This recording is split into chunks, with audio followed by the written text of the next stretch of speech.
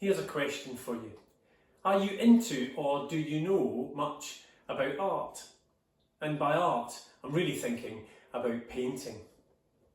Maybe you've got a favourite painting or a favourite artist. Maybe you know what you like or what you don't. Maybe you couldn't care less. It's just not your thing. But either way, I expect you will know or recognise this painting. It's The Scream, which was painted by Edvard Munch, the Norwegian artist, at the end of the 19th century. One of Western art's most iconic images, it is widely interpreted as representing the universal anxiety of modern man.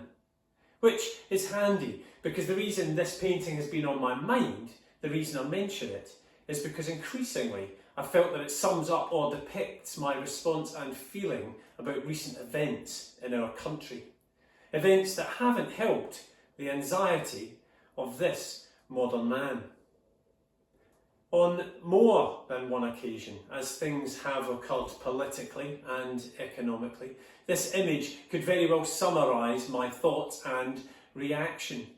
With 4 chancellors in 4 months, 3 prime ministers in 3 months, talk of a Boris Johnson comeback, words at times have failed me, and this picture has come to mind. Of course, when Munch painted it, he wasn't thinking about UK politics, fiscal events or Tory party infighting. And yet art at its inexplicable best does relate, can connect, it can critique and challenge, it can inform and inspire. And I find it's the same with the Bible. The stories and the characters and the events recorded are from a different age. They represent different cultures, different worldviews. And yet the wisdom, lessons and values they contain seem to speak of enduring and universal truths that continue to connect with life today. They somehow help me to better understand the world around me and my place within it. Someone once said that art doesn't have to be pretty, it has to be meaningful.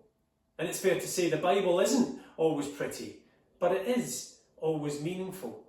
For instance, this morning I read this: "Therefore we do not lose heart.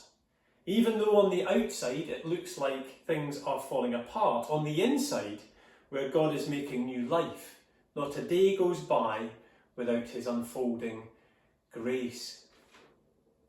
As I watch and follow the news, I can't help feeling that I need more meaningful art in my life.